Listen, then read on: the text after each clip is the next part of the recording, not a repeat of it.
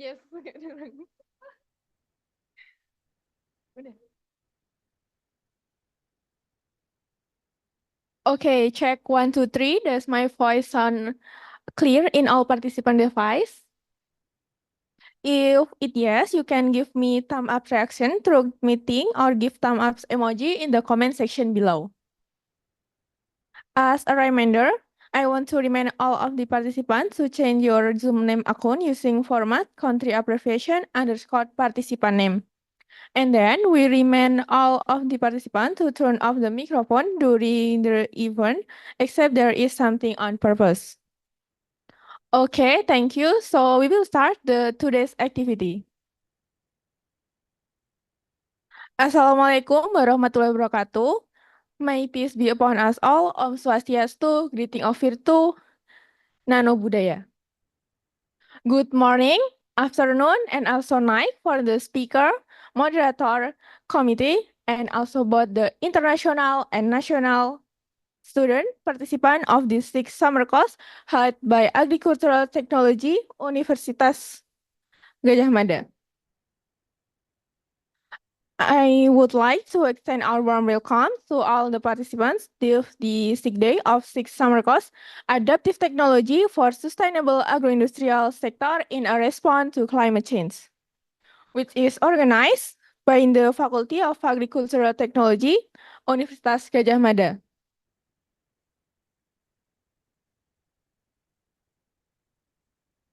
First of all, I would like to introduce myself as the Master of Ceremony. My name is Arundina Wijaya, and you can call me Arun. I'm from the Faculty of Agricultural Technology, Universitas Gajah Mada. I will be your MC for today, and it's nice to see you again in the sixth day of this summer course. Hopefully, the participant can still keep the spirit up during today's course. So today we are going to have a some session with firstly Taeyoon Kim Ph.D. from Seoul National University that will be attend online in this Zoom, and Dr. Nur Alim Bahmid from National Research and Innovation Agency of Republic Indonesia that will be attend in this room or on site. Dr. Novita Sakundarini from University of Nottingham, Malaysia that will also attend on site. And lastly, we have Prof. Dr. Renat Markus Frank from Nursingen Göttingen University that will attend online in the Zoom. They will share their knowledge and experience to expand your understanding. And also, each discussion will be led by a great moderator that knows with its expertise.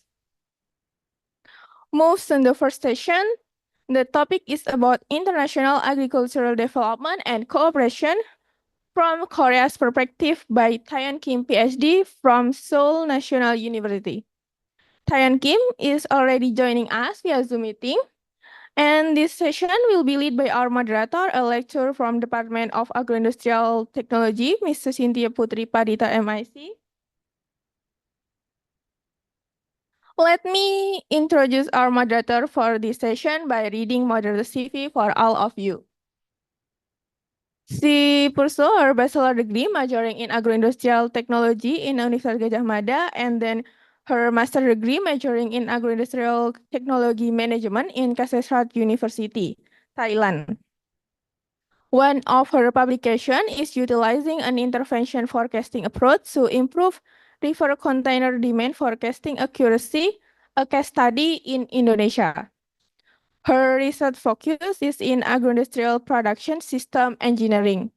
She also joined professional organizations like Agroindustrial Technology Professional Association and International Association of Agroindustrial. Without further ado, please welcome our moderator in this session, Cynthia Putri Pradita, MIC. The time is yours.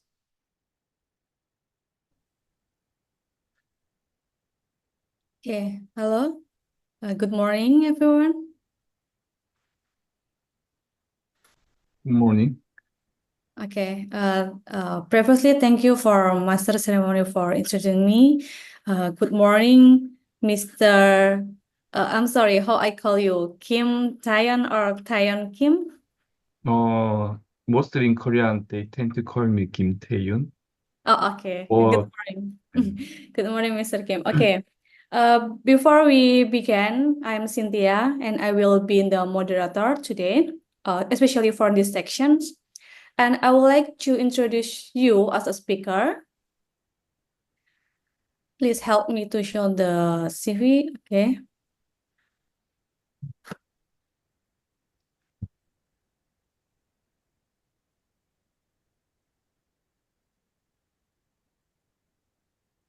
Okay. Our speaker today is from Seoul National University. He is Mr. Kim Taeyoon, Ph.D. With presentation topic is International Agricultural Development and Cooperation from Korea's Perspective. He got his bachelor degree in economic and a master degree in economic as well, and his PhD in agricultural economic from Oklahoma State University. He has a lot of experience, and now he is an associate professor from Graduate School of International Agricultural Technology, Seoul National University. He has some publications. One of them is Does Land Tilting Improve Agricultural Productivity, Evidence from Rural Cambodia, and etc. And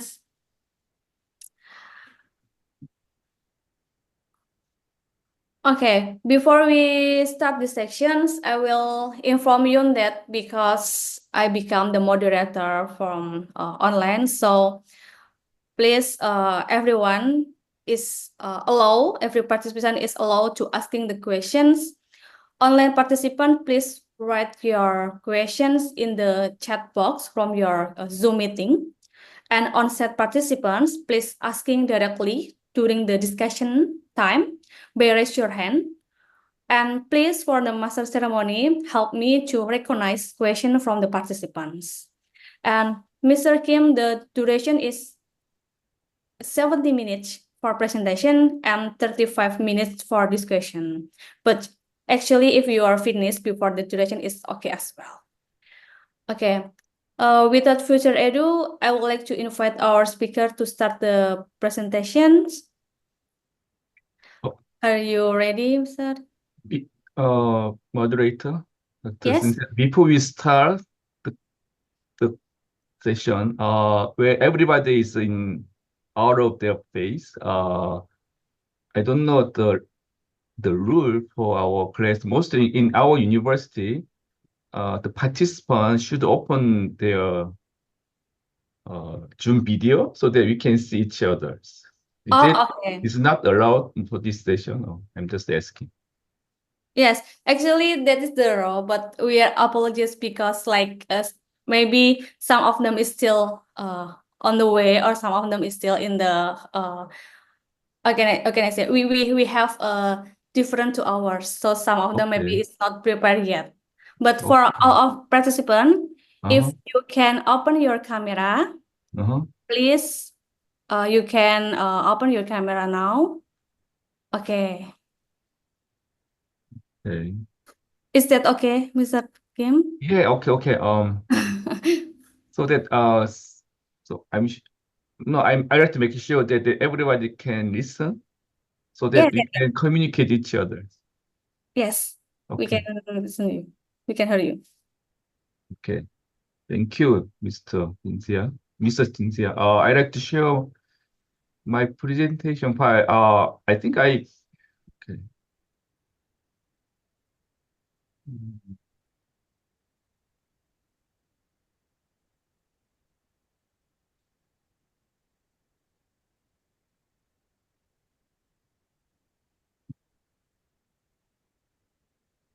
Okay. Can you see my slide? Yes, we can Okay, see. great. I slightly changes the presentation. I think I uploaded this file almost a week ago, but I thought I leave slides revised. So probably the slide that if you already received it might be slightly different, but the overall concept would be the same. Thank you. So I'm professor in SNU since 2014, and my background is economics, agricultural economics, so that if you are not aware of this kind of the economic areas, but still it doesn't matter. But I tend to visit many fields in Asian countries, including not especially in Indonesia, but some of the Mekong countries previously. So my current research mostly focus on current in Thailand, but still I do research in Vietnam, Laos, and sometimes in Myanmar before. Uh, so probably the topic, most ag development issues today's topic is based on my previous experience. Uh, Also, I like to focus on sort of the international corporations based on the agricultural issues. Since I was born in Korean, I might have sort of the Korean perspective, so that it might be slightly different from you guys, mostly from the Asian countries, not from the Korea. Also, in terms of the agricultural development, we know the enhancing productivity is very important at the beginning. Uh, and then, the efficiency is also important things that we need to achieve, I guess. And mostly in agricultural sectors, technology is very also important. Most of the scientists that develop their technology to, get more productivity or get some, so that productivity can eventually enable farmers to get higher income. Also adoptions. If there's good technology, then mostly the farmers should adopt or they love to adopt those technologies. But sometimes they are reluctant, even though the technology is great. I don't know. Even some scientists say, hey, it's great technology, but the farmers are reluctant to adopt. So, so that kind of issues that today I like to talk with you guys. Okay. Basically, four parts. First, a little bit theoretically, in economic part, we might consider agricultural development, what the agricultural development means, and uh, how we consider those developments for our country's development. And then probably I like to talk about the productivity and efficiency in Asia perspective, or based on some of the Koreans' perspective and some of the cases in Asian case. And I do some research, field research in Laos, Philippines, and Thailand. So I like to show this part, the results, and then some implications. Hmm. Okay. First, this part. We might think about growth, what the growth means, and I have some slide. Uh, where there is a certain gap minders in international the website, the gap minders. They explain almost 200 years changes in terms of their per capita GDP. We might say average income per country, every country, and also life expectancy. Like if you are living in some good countries, then probably your life expectancy would be higher. Also, if you work hard, if your countries work hard, then probably your income might be higher. So in international society, we might consider if their life expectancy and the income is higher, then probably those countries are a little bit developed compared to other developing countries.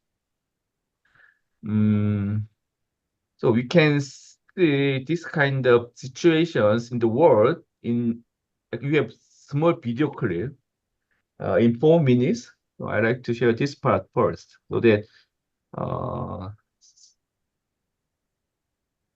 hmm, this moment, this, moment, this part. I like to share this part so that you can listen.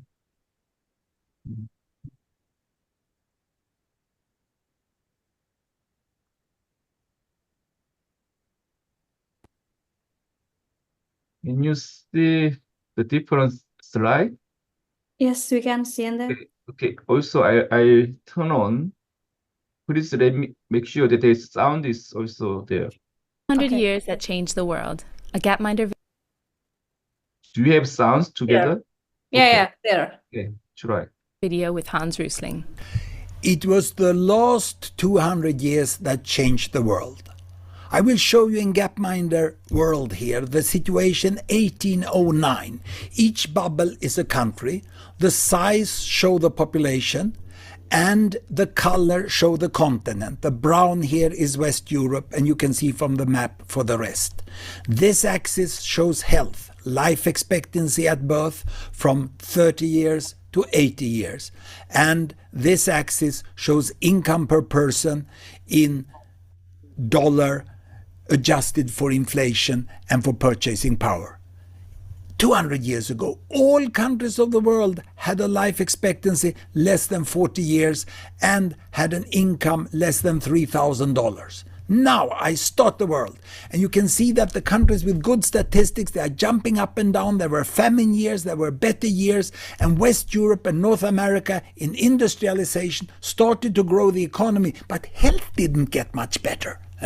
And slowly health was getting better. And when we came to a situation about 100 years ago, most of the countries of the world had not improved much.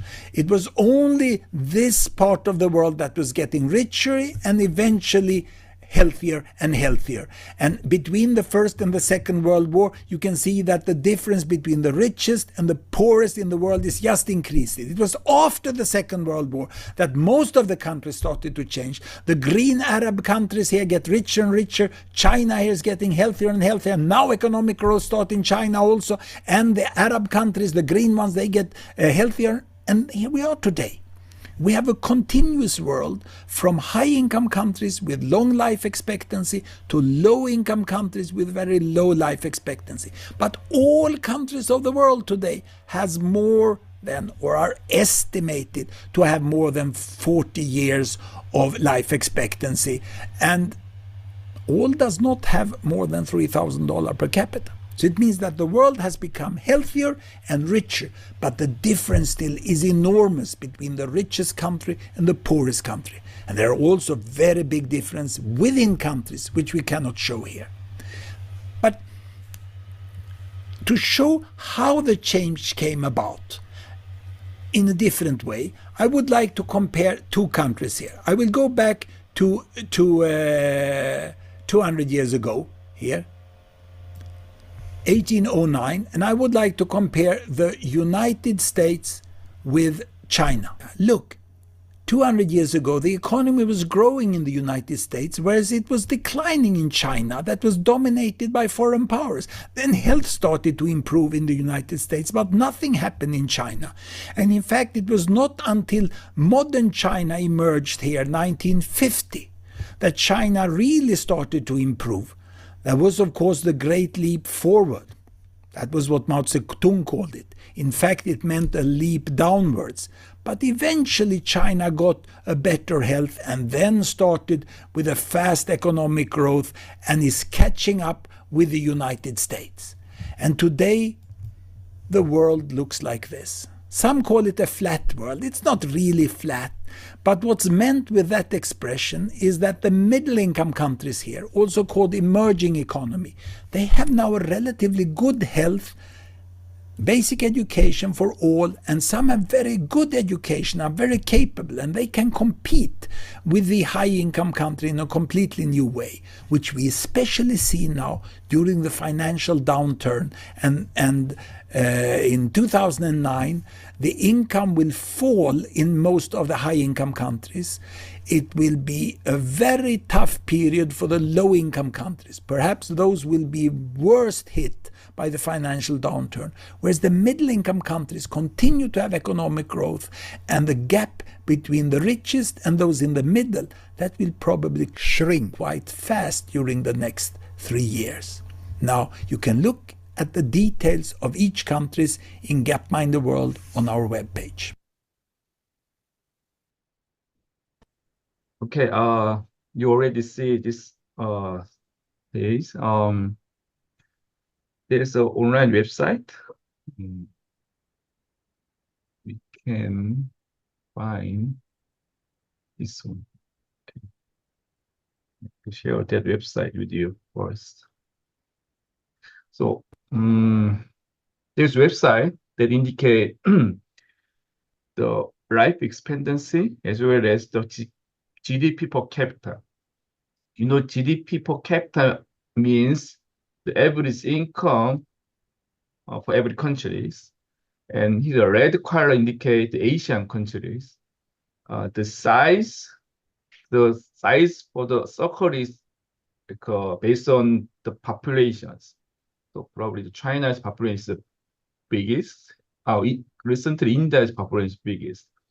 And like most Asian countries, Indonesia, your per capita GDP on average is around almost 12,000 US dollar, and your life on average expectancy is around 69 years. In China and Malaysia, some of Asia, so red card. So you can Vietnam here, and India left side. So you can use this website so that we can compare the every country's development. Mostly, since you guys are mostly engaged in the technology development, the agricultural technology, then probably your technology can help your people to get higher life expectancy, also income. So probably this information will give you basic ideas of the egg development. And back to our slide, probably this part, okay. So as you already just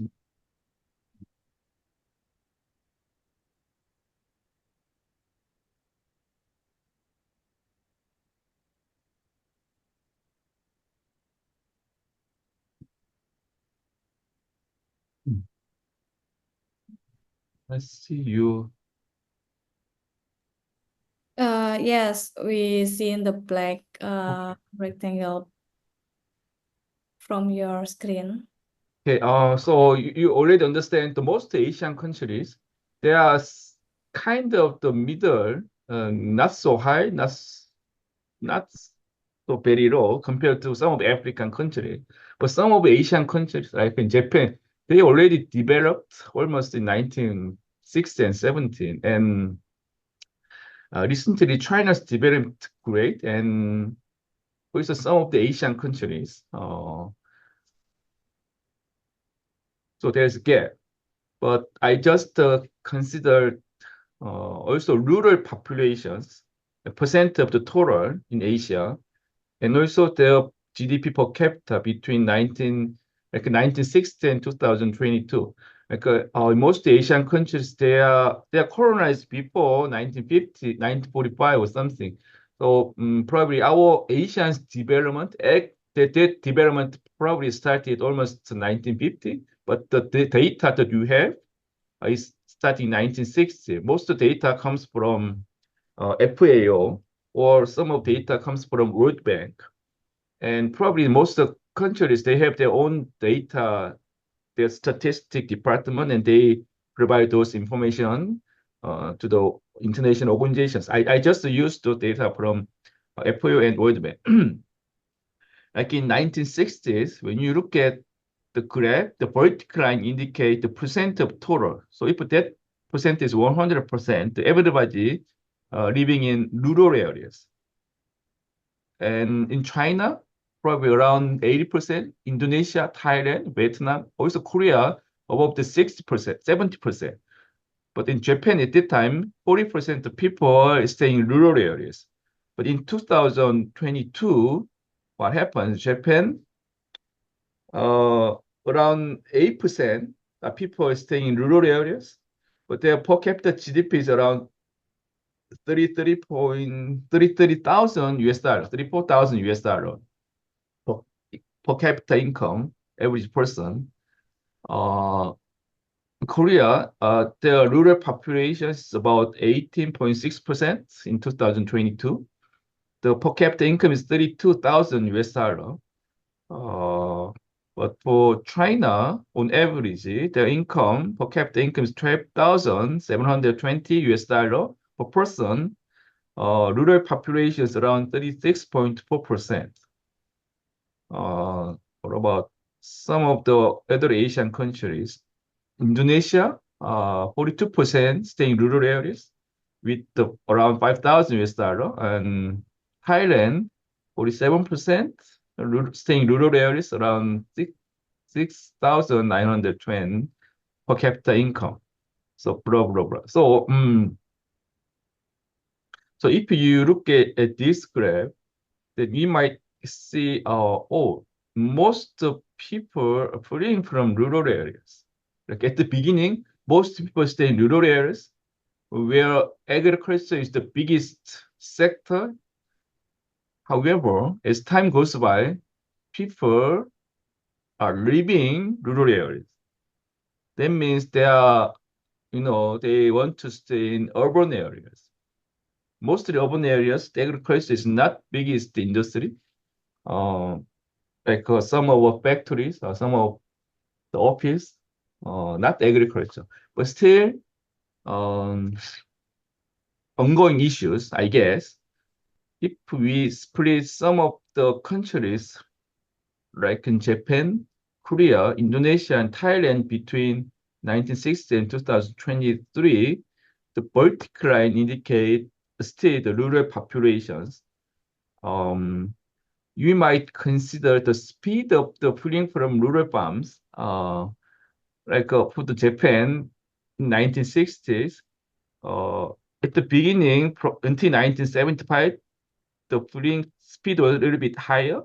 And then after 1975 until 2000, the speed of the fleeing a little bit flat, but after that also a little bit higher. And then currently their rural population is 80%, roughly. But the Korea, we had almost 70% 1960, but rapidly decreased, rapidly decreased. And almost 1980 or almost 2000, our rural population is about 20%. Currently, we are almost in 18%, and that's not changing so far. For the Indonesia, they are decreasing sometimes a little bit slow and sometimes a little bit fast, but still, the Indonesia is the country where the people are fleeing from rural farms, I guess. I don't know which might be the flag. Like, is it like currently probably 40%, above the already 40%? I don't know. It can be reduced like by 30% or something. But still, there are your countries. Indonesia is decreasing population. No, I mean the rural population. So for the Thailand, some of those big countries in Asia reduce a little bit slow. And recently, probably I guess in around 2000, their people fleeing from the rural farm is a little bit higher. So this is kind of the country's situation. But since every person or most people are not they are fleeing from the farm, we might consider, hey, agriculture is not so biggest industry in our society, and the role of agriculture might be weak as time goes by. Oh, this is but you might look at some of the cases in Korea and Japan. I just put some two countries case. The vertical indicate the rural populations and horizontal indicate also the average income per countries. For instance, for the Korean case, the rural population decreased a lot rapidly, but also at the beginning their income is not so increased. But sometimes it started to increase around when their income arrived at around 10,000 US dollar. So probably, if my memory is correct, in 1997, we had the Asian financial crisis. At that time, our income reduced a little bit from above the 10,000 and less than 10,000. And then we also started to increase the income rapidly. And then sometimes in 2008, we suffered from the global financial crisis. It's basically triggered by the USA, the Lehman Brothers case, like a loan mortgage fraud. But still, also in 2000, almost in 2021, 1920, we had also COVID-19. So at that time, our income might be reduced, but still, the Korea's income increased a lot, even though our rural population is similar. We don't know why, but in Korean's case, our rural population is almost similar, between 18 to 20%. That means that persons are in the agricultural, mostly the persons are in the agricultural sector. But still, our income increased a lot. But for the Japan, since their rural population in 1960 almost around 40%, they rapidly reduced but not increased a lot in income. But after probably 1975, they started to increase their income rapidly, almost above the 40,000 US dollar.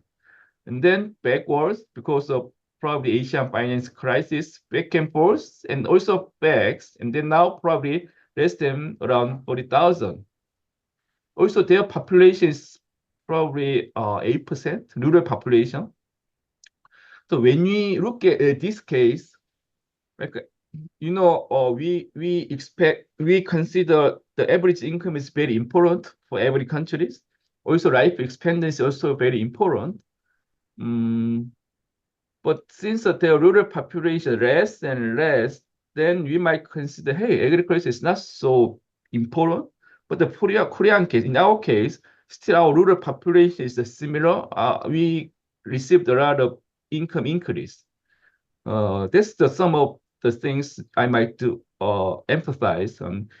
In this table also shows that some of the international societies, Professor Peter, he also studied the relationship between per capita income growth, your average income for every countries, and also agricultural growth. And he categorized the average income by three groups, like low growth, income growth, and medium and high. Also agricultural growth, low, medium, and high. And then he put the countries, number of countries, and most of the countries, if their agricultural growth is low, they also per capita income growth is low, 17 countries. Also the medium agricultural growth, and also medium per capita income growth, 10 countries. If their agricultural growth is high, also their per capita income, average income is high, 11 countries. So he realized that countries where agriculture does not grow quickly do not grow quickly. If their agriculture growth is a little bit high, then also their country's income growth tend to be in high position.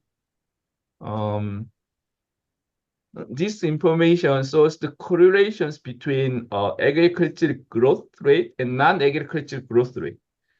To the right side, he used the data for countries between 1995 and 2010. Vertical line indicate the growth rate in non-agricultural sectors, GNI per capita. So this kind of the average income per person, this is vertical line indicate non-agricultural growth rate, and horizontal line indicate the growth rate of the vertical line indicate non-agricultural growth rate, and horizontal line indicate growth rate of agriculture growth rate per capita. And then he just calculate the correlation, the linear correlation. We tend to call Pearson type correlations. So you can just draw this linear line, and the value correlation value indicate 0.45. That means 1% point increase in agricultural growth is associated with the nearly almost 0.45 percentage point increase in non-agricultural growth rate. So let's say if your country's ag growth rate increase like by 100, then probably 100%, then probably your non-agricultural sector probably increase by 50%, roughly. That's the some of the practical information that we have so far.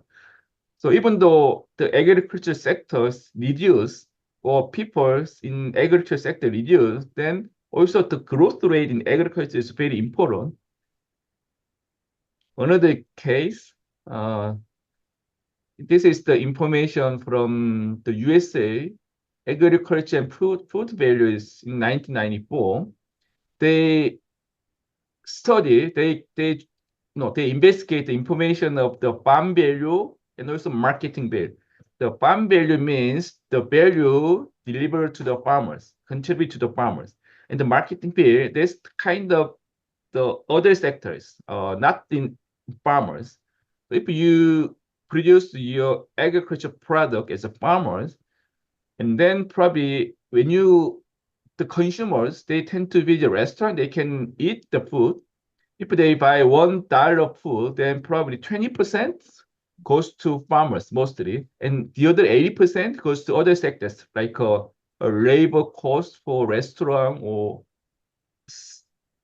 for some packaging company or some advertisement or blah blah blah. So once you produce the egg product, then probably eventually in the restaurant, some consumers can eat, or some market you can eat those egg products, then probably the other 80% values goes to other sectors. So even though you produce small amount of the agriculture, which boost your country's economy almost 8 times, no, is it 4 times bigger? That's what the USA found in 1994, mostly developed country. So as your country is developed, I guess those marketing bill is bigger and bigger and bigger.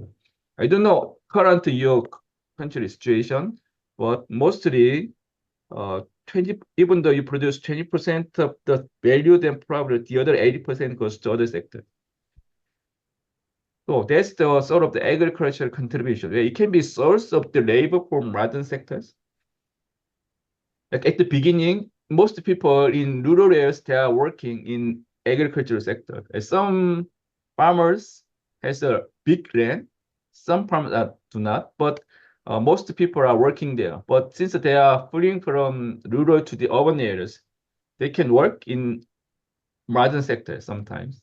Also, since the farmers made some money, they can save their money. If they save the money in the bank, then the investors get some money from the bank to invest their modern sectors. So it can be source of the savings. Like in mostly in Asia, they tend to export rice, egg product. And then it can be source of the foreign exchange from the export. Also, tax revenue. Farmers can tend to pay tax. Some countries, the tax rate is very small, especially for the farmers. But some sectors, if they export, then probably there's tax. So it can be the government revenue source.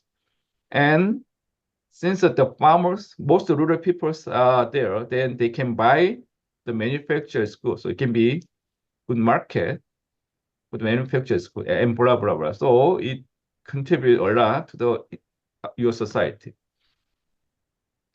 This part a little bit relate to the economic part. I cannot see your face, but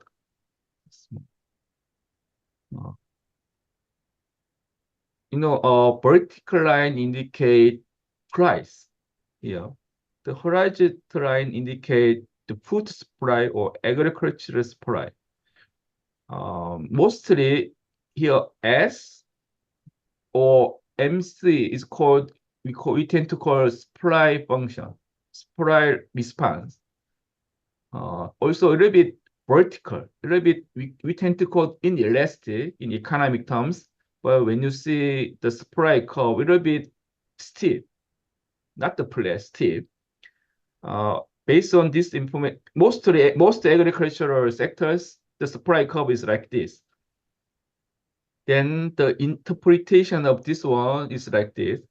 Let's say at the beginning, you produced QA star of the agricultural product or food product, and the market price is PA. Can you see my point?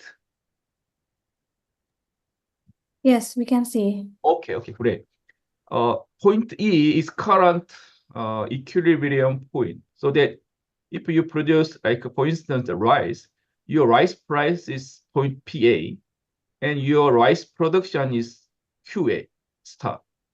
Let's say the rice price increase from PA to PA days, huge increase, I don't know, but increase, then as a farmers, hey, you produce your rice so that the market rice price increase, you might consider to produce more and more. If you produce more, then probably your income will be increased because the rice price increased a lot. So you try to increase your rice production, rice supply, then QA star days, very small amount compared to increase in price. That means we call inelastic supply response. Even though the market price, the rice market price increase, as a farmers, you want to increase your rice price, but it's very limited. Why? That's the most common issues in agricultural sector. Again, inelastic supply response indicate limited food supply or egg supply in response to high price increase. Then why is that? We know technology can solve these issues. I like to get your response. Just a moment.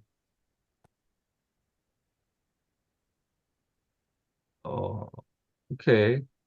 Anyone who can respond to this question? Why?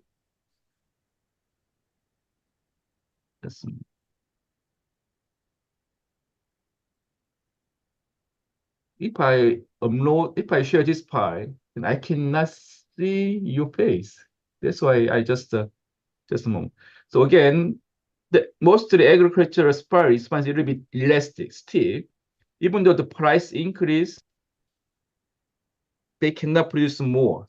Very small amount. Why is that? Anyone who can respond to this question?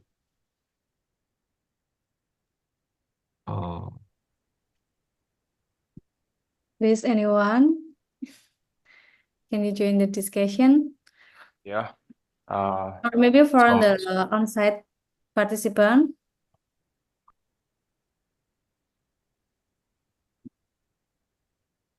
I am Bahal from Bangladesh, studying in Okay. Indonesia as an agricultural economics and agribusiness student. Mhm. So I want to share my point of view. I think if they want to increase their food products instantly, I think they will face like their limited land, because maybe they instantly can't expand their land. Number two, like their seed quality maybe, because if it's not hybrid quality or something like um, for not for more productive. I think that one maybe one of the cause. And another thing is like they will when they will want to increase their product that time. Other farmer also will want to increase their production, and it will comes their mind that when they will produce more, that time can be their price will be decreased. I think that can be one of the cause, I think. Thank you so much. Okay, so you mentioned the land issues, also the seed quality issues, and the timing issues, I guess. Sometimes, the land is limited. Of course, the most agricultural product depends on the land size. And the farmers, they have their land, they own their land sometimes. Sometimes they borrow the land, but sometimes it's very hard to expand their land at once. They have the contract with the owners of so that they can expand more, right? So land is one of the biggest concern in the agricultural sector. So you mentioned the seed quality, if my understanding is correct. The quality of the seed is also very important. Seed, most scientists, crop scientists want to develop the good seed, high quality seed, because if they develop the good seed, then probably that crops productivity might be increased, even though there is certain uh, drought or some flood, still they have good harvest. Also, you mentioned the timing. If you increase for instance, the rice, sometimes the price fluctuation plunges, so that the farmers out when they produce more than probably the production, no, I mean the market price plans, so that they cannot get high income. That's a good point. Because of the last part is kind of the issues related to the price fluctuations. Somebody enter. So, the first and second thing is kind of the agricultural constraint most farmers, most agriculture sector can face. But the last part is kind of the characteristics of the agricultural market. If your countries, your agriculture market is not stable, then the price fluctuation is very huge. So sometimes the farmers, there are certain speculators. Sometimes some investors, they tend to invest their money on agriculture sector if their price fluctuation is very high. That's kind of things that the government consider to solve that issues. Okay, the good point. I like to still share this part. Back to uh, our class note.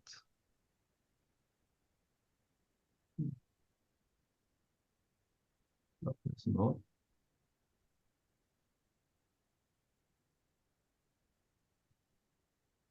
So you mentioned here this part.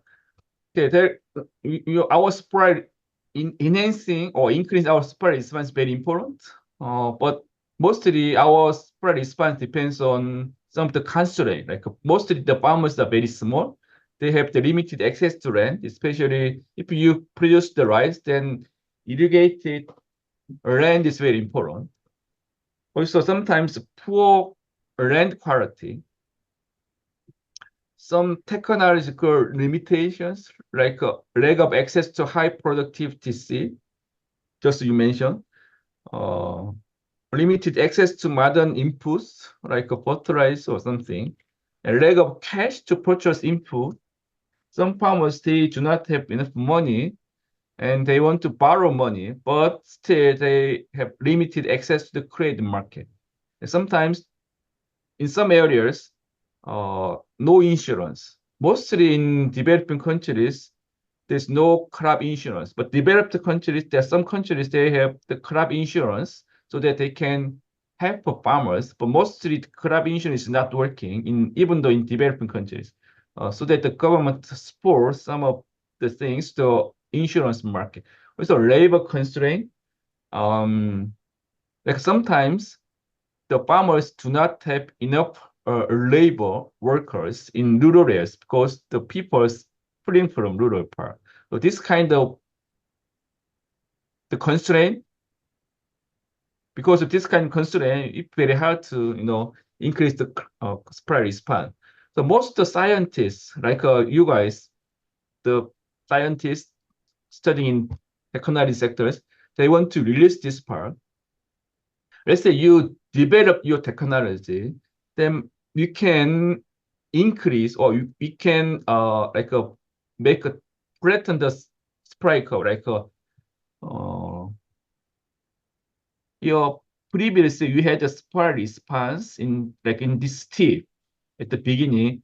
Let's say price increase from P8 to P8 days, and then we can, if you have good technology, the technology is used by most of your farmers or agricultural sectors, then your supply response can be flattened like this shape so that you can, or some farmers or your government, your some areas, agriculture sector can increase their production. That means the income, previously your income was your income is probably price times quantity, PA times QA star. But now your income, your profit will be PA dash times QA star dash. So that most of the income increase a lot. And that's why most scientists develop the technology, ag technology, to increase the supply response. And that's the basic role of the technology development. Then the question is how to increase those supply response. It requires technological trends, tech development. We can focus on some of the constraint. There's mechanical packages, like you can save the labor, like a tractor. You can have some of machines to reduce the labor cost. Biological packages, like we can also use the hybrid seed or good high quality seed. Uh, like also put some fertilizer to have good high quality of land. Some of the marketing packages, you can also develop post-harvest technology or cooling machine or storage and blah, blah, blah. So most of the scientists are studying this part so that they can have more good technology. So you can basically increase the farm income or make some food cheaper than before. How? Well, basically research and development. Most university or research institute, they are conducting their research and development for developing ag technology. And then based on those technology, there's extension. Some people tend to call extension service. Some people tend to call, I don't know, the sharing the information with the farmers or providing that technology to the farmers. Also, the credit market is very important. Let's say you are farmers. If you do not have enough money, you cannot buy the seed or some good technology. So credit market should be working in farm sectors. Mostly the government intervene in this credit market, especially for the rural people, so that the farmers can borrow money with a low interest rate. The market development, this is based on the government policy. Your government should provide good market for the farmers so that they can sell their products to the market. That's very important. So this is the basic concept regarding agricultural development.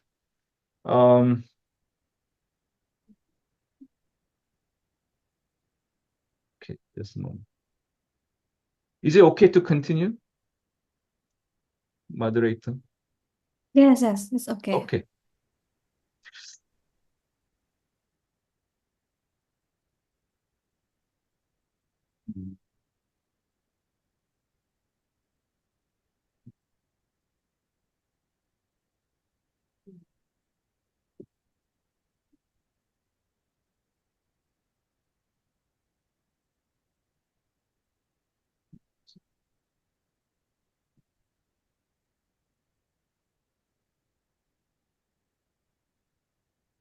second part.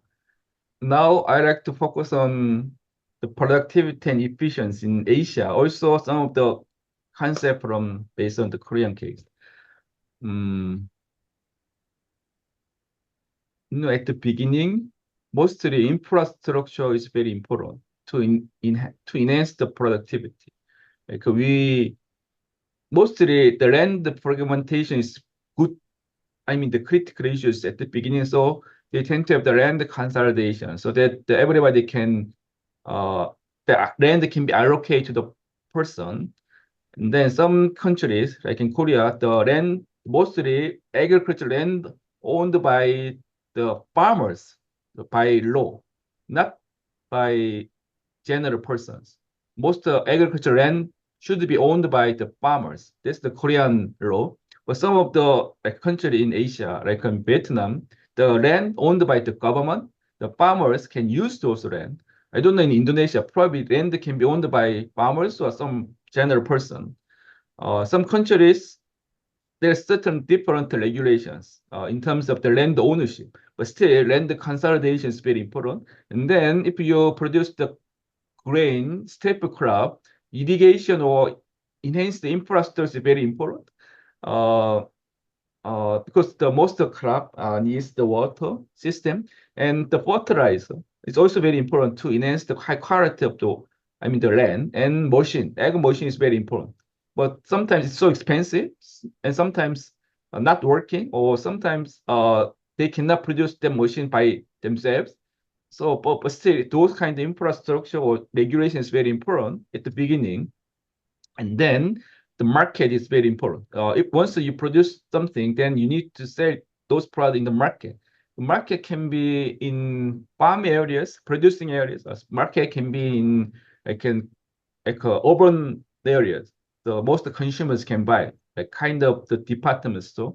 So this kind of these pictures comes from some of Asian countries, and farm areas or like in urban areas. This kind of things can be very helpful for enhance the agricultural sector. So we tend to call productivity and efficiency. Since most student comes from the Asia, I like just focus on the rice issues. I put some of the information, a case of the Korea and Indonesia and Thailand, Vietnam and Philippines. The vertical line indicate the productivity, rice productivity, and the unit is tons per hectare. The horizontal line indicate the year. The FAO statistic provide this information. This is rice productivity in 5 countries in between 1961 and 22. In 96, I don't know, Korea's rice productivity in 1960 around 4 tons per hectare. And currently, Korea case around 7 tons per hectare. And like a red dot, Vietnam, their rice productivity increased from 2 tons per hectare to almost 6 tons per hectare. Indonesia also increased, but more than above the 5 tons per hectare. Some countries in Thailand still 3 tons per hectare. I remember Thailand they harvest 2 times per year, on average, I guess. If they do not have irrigation, or only 1 time. If they have irrigation, mostly the Thailand have 2 times harvest. Probably in Indonesia, I guess you have also 2 times harvest for rice if they have good facility. Most in Korea, we have only 1 time harvest. But still, this information include every yearly rice production.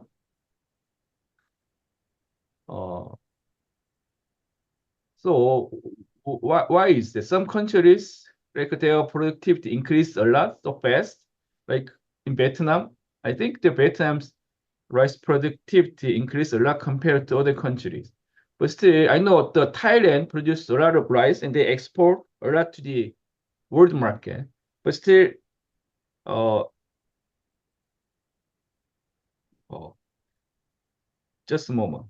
Just a moment. Just a moment. Let me have one minute. 1 minute. Just a moment. Okay.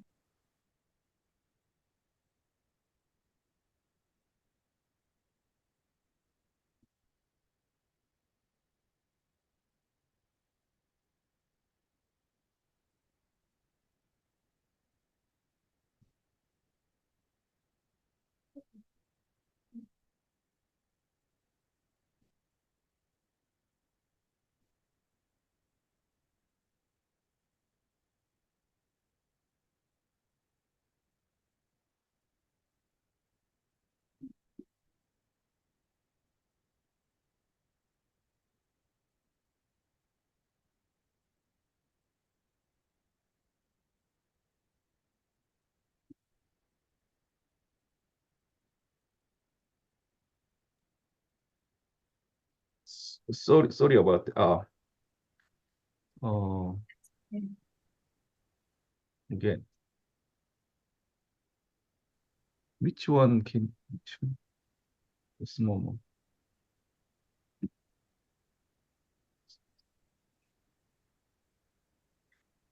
I have many slides, so it's a little bit confused. That's okay, Mr. Kim. I open many slides, so I need to reduce my slide, and then Yeah. Last slide is in the rice productivity in Asia. The last you saw us. productive nation. Rice case. Yes.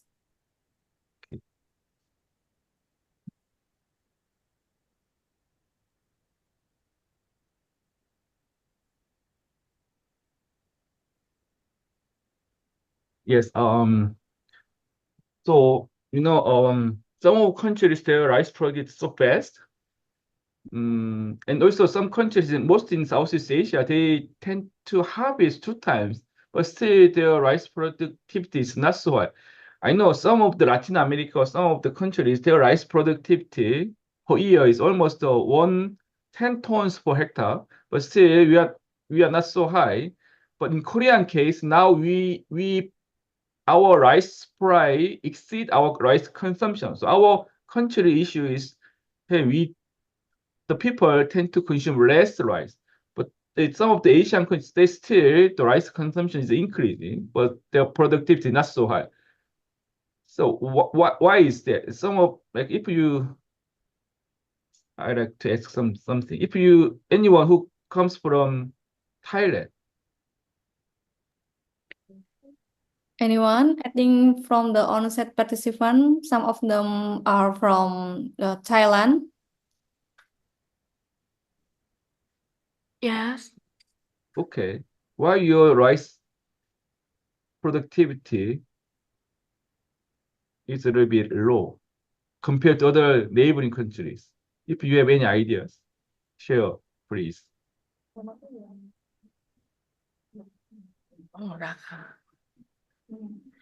Because it's now and right in Thailand is low cost more than in the last year, and farmer to try to planting rice because quality rice in Thailand and to low. Oh. I'm not sure whether or not I correctly understand you're saying. Let me ask in this way. Thailand export rice in the world, almost the second or third biggest country. But your rice productivity is not so high. Is it because of your technology? Productivity.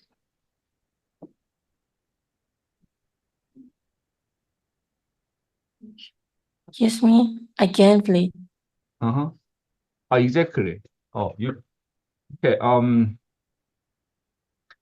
Like Thai is the rice exporting countries. So if your countries develop enhancing your rice productivity, then probably you can export more. but your rice productivity is very low compared to neighboring countries like Vietnam. Is it neighboring country? No, not exactly, but in Asia. So probably you have your potential to increase your rice productivity. That's good information. If you are developing some technologies in rice sectors, then probably you can be helpful for your countries. Um,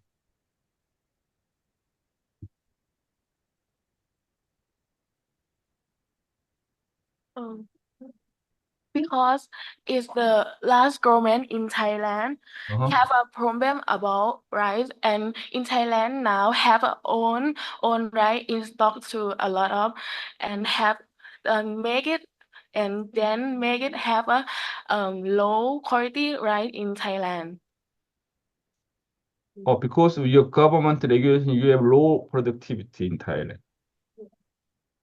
Yes, in Thailand now, the last government, he she buy more rice for customer, right? And in stock Thailand now more.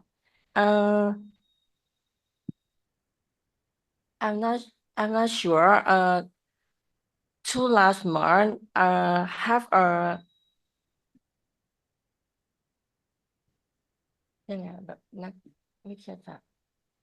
have a someone research uh for rice in Thailand low low cost. Yes.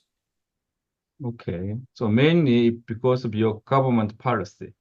Yes. Okay. Okay. So if you, are you a crop scientist? Yes. Are you crop scientist to develop technology? No. No. Okay. Then if you have your friends who are working in rice sectors as a crop scientist, probably you can provide this information, and then they might develop more good rice variety in Thailand. Yeah. It can be helpful for your government. Okay. Okay. Let's move on this part. Thank you. Thank you. So can you see the slide? Yes, we can see. Okay.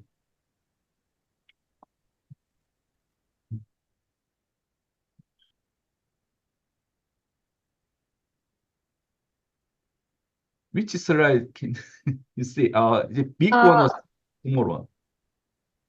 Still in the rice productivity in Asia. Okay. Yeah. 18 page. Okay. Now 19 page. Yes. You see that? Okay. Like we like in Korean case, I guess this is the information from 96 to 2014, but still the red dot indicate our grain productivity. Overall, our productivity increased a lot. It's more, but in mainly some information is that this line indicate the number of the tractors for 100 square kilometers. But we increased a lot of our machine. Also, the other part. So because of the investment and some of the research, development, and so on, our agriculture productivity increased. But still, this line indicate the share of laborers in agriculture or GDP of agriculture GDP, almost 2.3%, very small.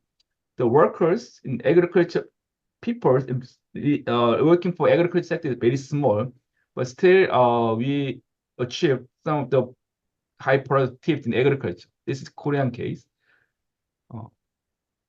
Then next. We tend to say in this way, at the beginning 1960 and 70, there's a terminology, green revolutions. In 1980s, 1990s, we tend to call white revolutions. And recently, some people tend to call bio revolution or green bio revolutions. Like in the early 1960s and 70s, we focused on the rice in Korean society because the rice is our staple crops. So we tried to achieve our self-sufficiency in the rice sectors. In 1980s, 1990s, we have like vinyl house or greenhouse, protected agriculture sectors, we can produce year-round supply of the vegetable. In 2000, probably 1990 and 2000, we started to increase the value creation, focus on the value creation, sort of the bio-revolutions. We produce rice. If we make the instant rice, the value increase 3 times. If we make the rice drink or whiskey or rice liquor, then probably the value increased by 9 times. If we produce the functional food based on the rice product, then probably almost increase 67 times higher value. So we started to increase the egg product value through some of technology. So people tend to call green bio revolution. This is the case of in Korea. But at the beginning, once you achieve the certain technology, the marketing facility is very also important. Especially in farm areas, like a marketing facility, like we tend to call agriculture processing centers or livestock processing centers. Some of the market in farm gates, some modernized wholesale market in urban areas. These kind of things very important to also increase the efficiency.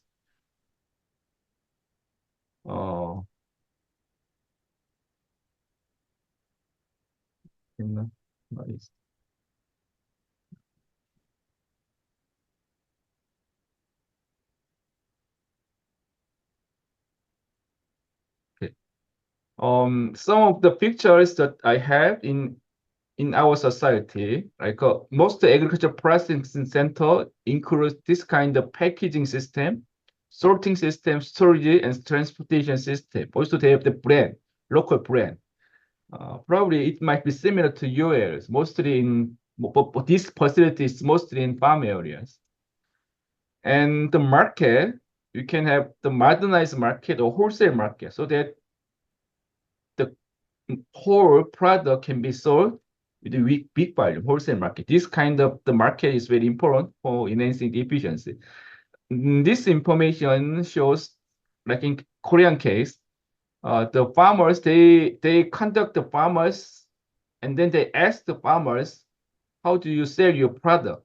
Where do you sell your product? Then in 2011, but still they mostly tend to sell their product through the egg cooperative or corporations, 32%. Here.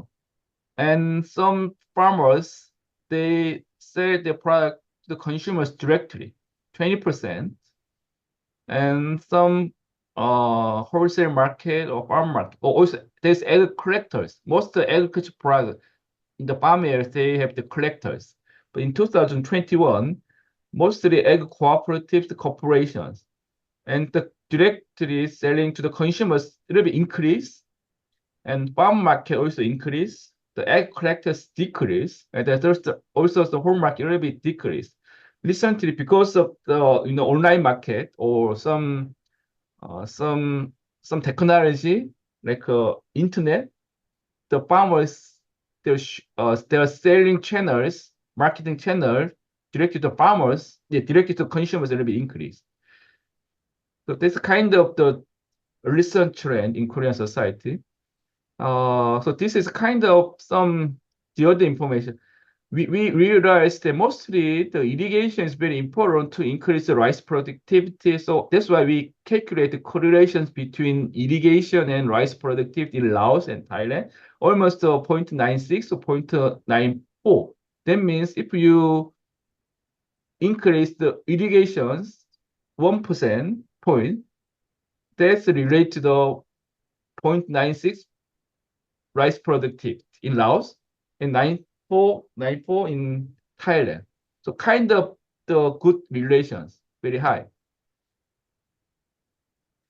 But in our case, we thought until probably 1997, our correlation is almost high, 0.78. But after that, now in our society, our irrigations is not related to our rice productivity. that means we do not now need to equip the irrigation system. Probably the irrigation is there, and probably other part of the rice sectors might be needed to increase our rice productivity. And then we also consider recently, hey, it might be important to have the certain smart or digital or precision agricultural system in our society. This is kind of the information, the graph that shows that, hey, we have our conventional ag machine.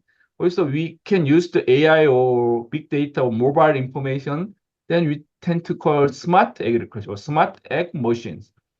So that in developed countries, they tend to focus on the precision agriculture, which requires the appropriate, the exact amount of the input for enhancing their productivity. So this kind of concept is also recently important to increase the productivity.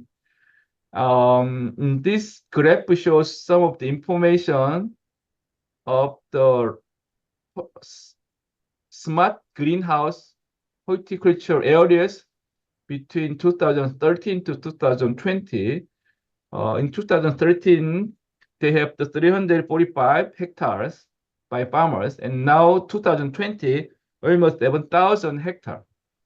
Almost the increase in rate is almost 53%.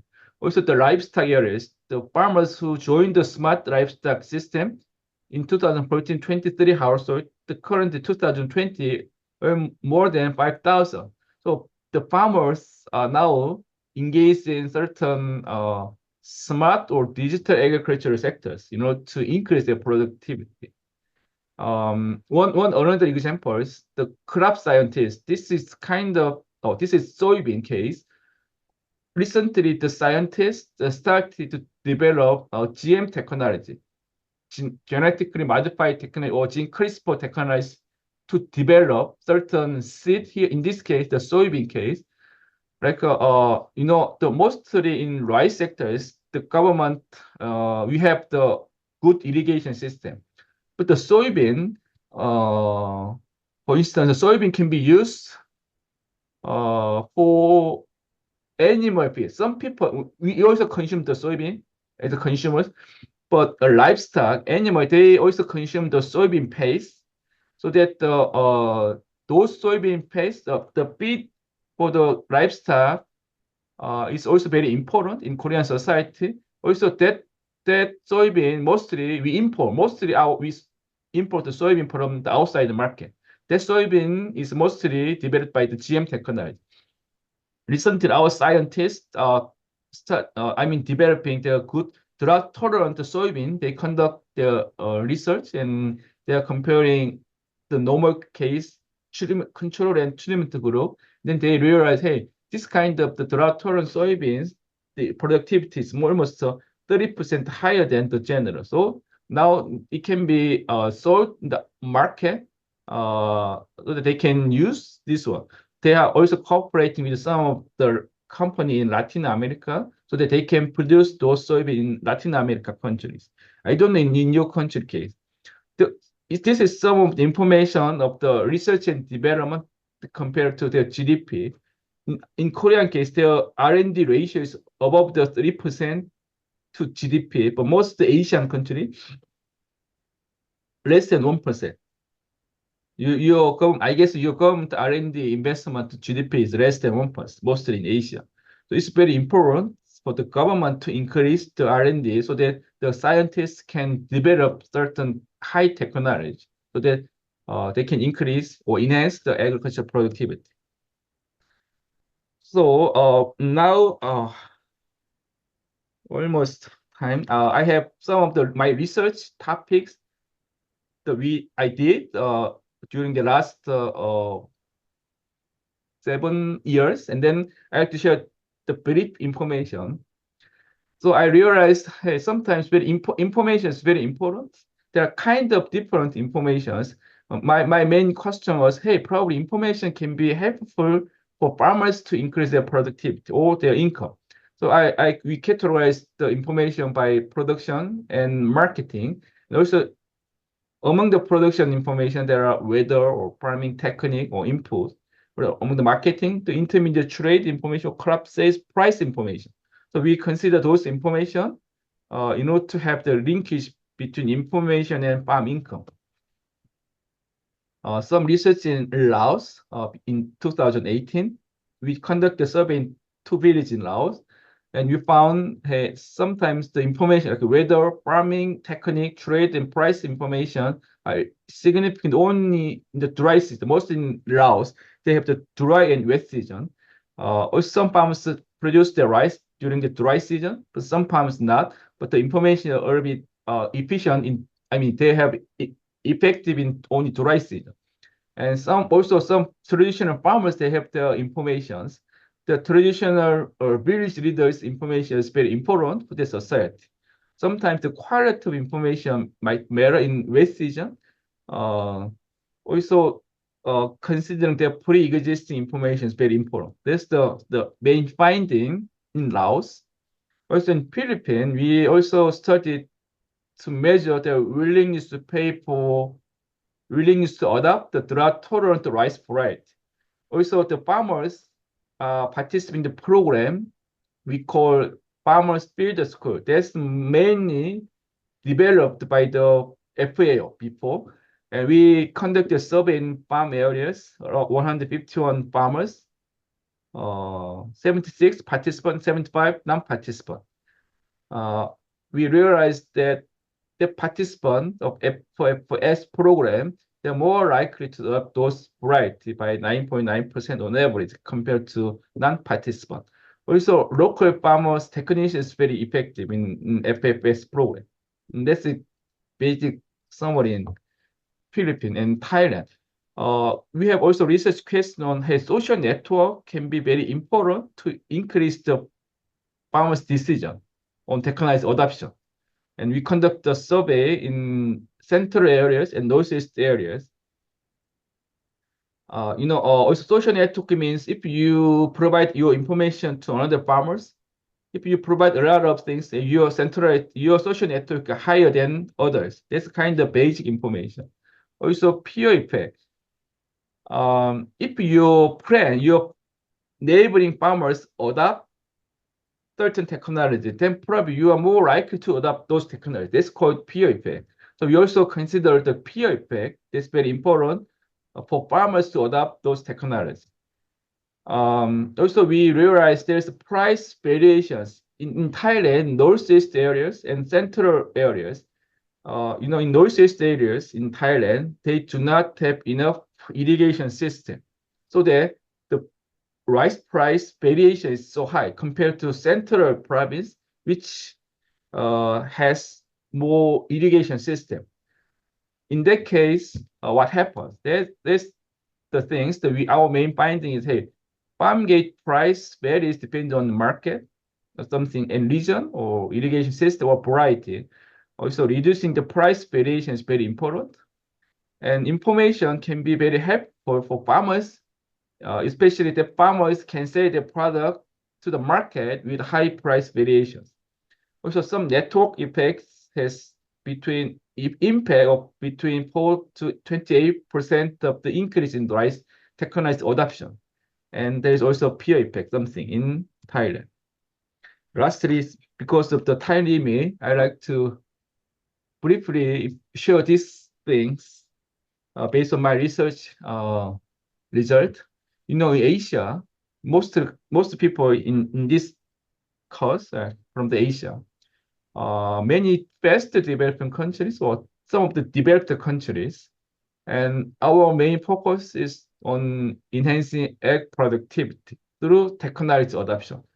Probably you guys are developing your technology, and your developed technology can be used by farmers or your people. And this main things, a market system is very important for enhancing the egg efficiency. And at the beginning, physical infrastructure is very important, but recently the effect of that physical infrastructure is declining as countries develop. And then probably smart and digital or information technology combined with infrastructure is very important. And research and development, your government research and development spending or your private companies R&D spend is very important to develop the technology to achieve like recent bio revolution, green bio revolutions, so that you can cope with the climate change issues, carbon emission issues, or global food crisis issues. Still, your food value is very small, but still the influence is very high. Some of the software like information dissemination, social network, or peer effect also essentials for the farmers to adopt the technology or practice. And so there's peer effect in farmers. Like if the neighbor farmers adopt the technology, then probably the other guys more highly have high probability of adopting those technologies. Hopefully, I spend a little more, but now I can get you some question or something.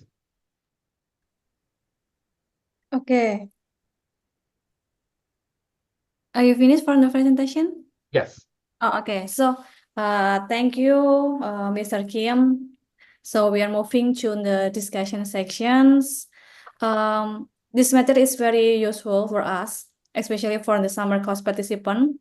And actually, the participants come from different background and department. So they are, I think, not only from the agriculture, but I think they learn about the agricultural sector and agricultural technology. And everyone, do you have any question? Yes. Sorry. Okay, please. Okay, my name is Abu Hudara and I'm from Pakistan. First of all, thank you, Prof, for a very detailed and insightful presentation with a lot of statistical data. And my question is simple. I want to ask your personal opinion on based on your studies and all. What do you think, like what region or what country is going to be high on the graphs of the agriculture production and growth? Good question.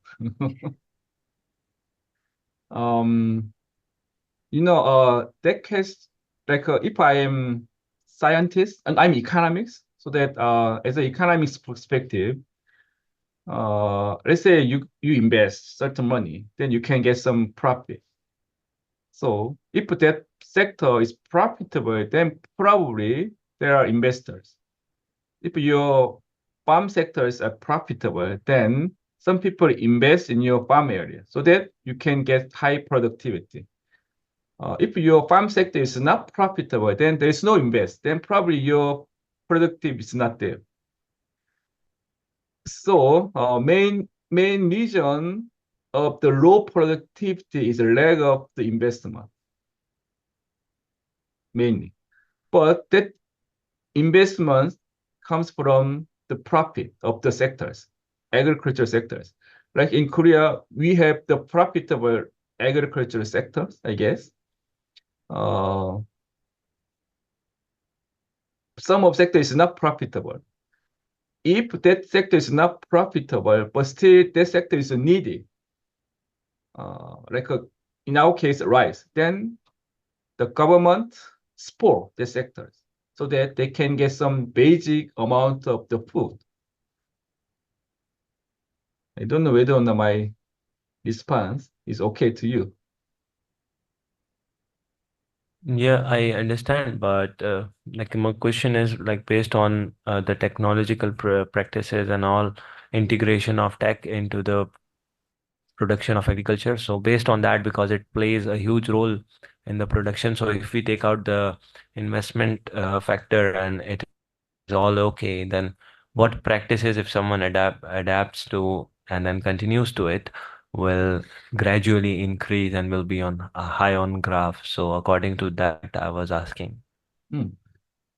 Practices. Also, it should be profitable for the farmers. Like if you are farmers, there are certain practices. If you use the practice, you can get some high profit. If there is for sure, then probably the farmers can adopt those practices. But if, let's say you are farmers, you have your own practices, then most farmers are not changing. They are reluctant to adopt those new practices. Because they live, one year harvest is failed, then probably it's very hard for him.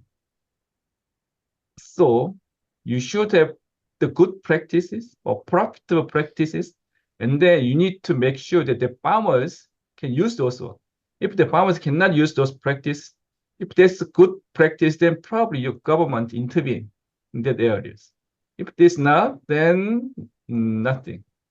So again, the practice should be profitable for the farmers, and then make sure that the farmers can adopt for sure. But mostly farmers are not. That's why the government intervenes that area. Hopefully. I got your point, and thank you so much for the answer. Yeah, thank you for the answer, Mr. Kim. But as you mentioned before in the agricultural development topic, like the total rural population in Indonesia has decreased like about 40% something. Right. And I think it's due to the young generations now likes to study in Java and they are not interested in agriculture sector. And then they are like moving from the rural area to the metropolitan area. And my question is how the government make sure that the farmer, especially in the older generation, to adopt the technology and to understand the software or etc. So, I think you like can share based on the the current. government role. You mentioned there's technology there. Then farmers need to adopt those technology, but not there. So that you want to know how the government be helpful for farmers to adopt those technologies. Is that what you're Yes, saying? yes, from the Korean perspective, because Oh, Korean. in Indonesia it's difficult because Mhm. some of them are older Mhm. people, so it's difficult to use the technology. The simple one is the mobile phone. It's difficult for us to understand how to use it. Probably the same issues in Korea, I guess. Our farmers also very old. Mm, They have their own knowledge, even though the government provide the new technologies, then also reluctant. I don't know. They have their own technology. If the government provide high good technology, then for sure, then probably farmers can adopt. So, to achieve those purpose, we have our government extension system. Our government has the officials living in rural areas. They contact the farmers. They provide the education program or extension program to the farmers through agricultural cooperatives or through the other education program, so that they get together to discuss that technology. And then eventually, as time goes by, some farmers started to develop. Once they get the high incomes based on the technology, new technology, then probably the other farmers, hey, they can be good, and then they can borrow. So it takes time. Takes time. But recently, young generations started to be engaged in farm sectors, because they realize, hey, in urban areas there are a lack of job opportunities in modern sector and so competitive. But in rural areas they realize they're mostly old persons, and if they engage in the agri sector, they think the profit is very high, or their competitiveness might be higher than others. So recently, some young generation started, but still, it depends on the the awareness on the agricultural sectors. But still, the government need to consider that issue. Good question. Yeah, Okay, I think it's the same issue in every country. that's correct. Okay. Are there any question from the participants? Yes. Okay. I want to ask a related question. Can we say that as a country develops, agriculture and the number of farmers in that country decrease. It's related with this explanation. And another question is, you discussed in your slide countries where agriculture does not grow quickly, don't grow quickly. My question, is it really true? Thank you so much. Okay, the first question, which country you from? Can we say that as the country develops, I mean, where are you from? oh, I am Baha from Bangladesh, studying in Bangladesh. Indonesia. Okay. I guess also Bangladesh is the rural population is decreasing, I guess, for sure. You can find it through the FAO data set. So mostly as a country develop, the people from rural areas to the urban areas. So in terms of percentage of the total populations, the rural population is decreasing. Also, in terms of the relations between agricultural growth rate and non-agricultural growth rate, hey, for instance, the most developed countries, I don't know, like in European countries or USA, in their countries also their agricultural growth rate, I mean, agricultural growth or things very high. Like in Korea, still our population, most population stay in urban area, like 80%. Still only 20% people living in rural areas since 1990, but still our economic growth is so high. So still, if your country develop, now you are probably at the beginning, you focus on the industrial sectors like machinery, oil, shipment, like a car industry or I don't know, some electricity, something.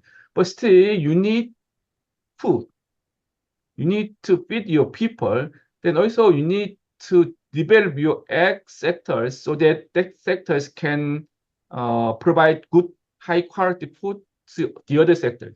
But still, as a country develop, not only for the other modernized sectors, also agricultural sector is developed for sure. The data shows that almost 1% of agricultural growth rate is associated with 0.45% point of non-agriculture sector.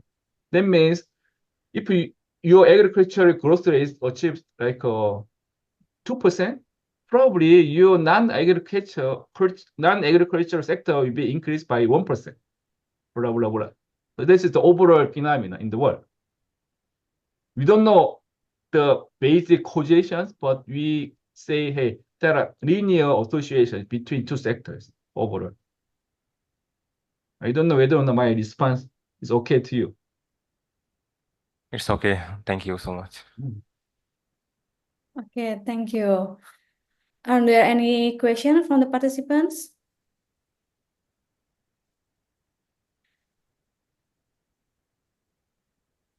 Please, from the online participants, maybe?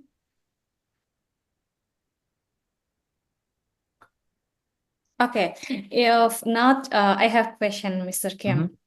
I think this is the last question. Like, what do you think Indonesia with its high population can do to increase the growth of the agricultural sector, especially for the rice productivity?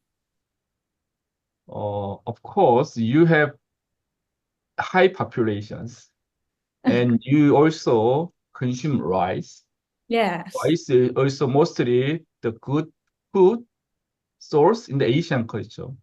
And you also government push to increase the rice productivity with the irrigation system.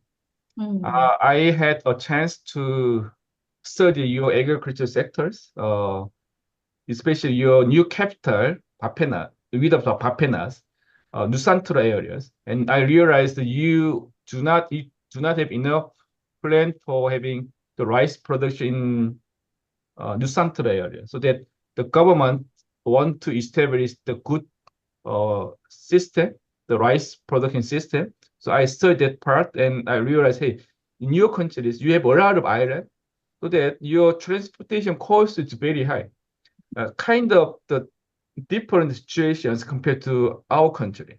But still, as long as you can develop your basic transportation infrastructure and a storage system and trading system, then probably you might achieve your self-sufficiency of the rice based on your technology. I know also your university, UGM, good scientists, they also developing the high quality of the crop, like rice variety, and also where you have a lot of people. So probably your government push to increase your rice productivity. They probably sure you can do that. Okay, But so mostly importantly, your the rice sector should be profitable for the farmers as well as the investors. If that's not, then probably your government should support that remains part so that the people can be engaged in that sector. So you mean the role of the government is very important, right, to increase this productivity in Indonesia? Yes, basically. Basically. Okay, due to the limitation of time, we must finish our session. Thank you, Mr. Kim, for your presentation. We already learned about agricultural development, productivity, and efficiency in Asia, and then empirical field studies in Laos, Philippines, and Thailand, and implication as well. Do you have like the last statement before closing this section? I don't know, but yeah, okay. Most probably student, and they are engaged in these sectors. Like agriculture is sometimes promising sectors. Like other marginalized sector is also okay, as long as you are engaged in the sectors. Also, agriculture is very important, especially it's dealing with the live product. They're all alive, and then this very tricky things. But as long as you can take care of your land or your agriculture, your livestock or something, then probably it provides good feelings in your mind. Like you love your nature and your nature is very great. You have good environment. Then your main job is to protect your environment. You are living with your nature itself through the agriculture. So it's very important sectors. That's why I'm still working on this part, and hopefully you can work in these areas so that you can have good feelings. That's all I have. Oh, okay. So let our young generation please promote our agricultural product, and we have to learn about agricultural sector. Okay. Thank you, Mr. King. I apologize for any mistakes and shortcomings while moderating these sections. My time is returned to the Master of Ceremonies.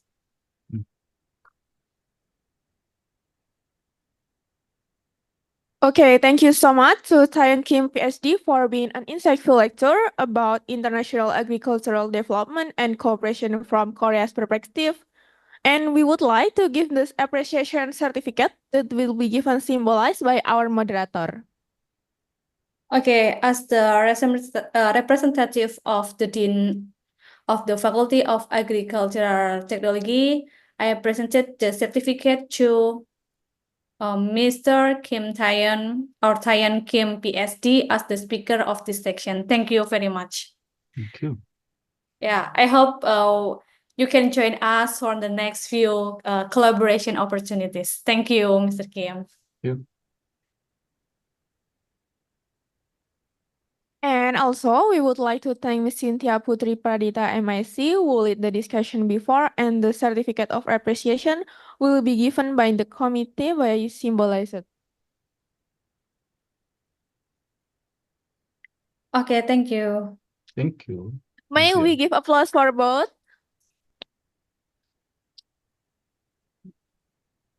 With the session of appreciation certificate already implemented, then the first material of this summer course has ended. For operator, you may stop the recording. Thank you. We also remind you to fill the attendance form for this first session by scanning the QR codes provided by the committee, and for online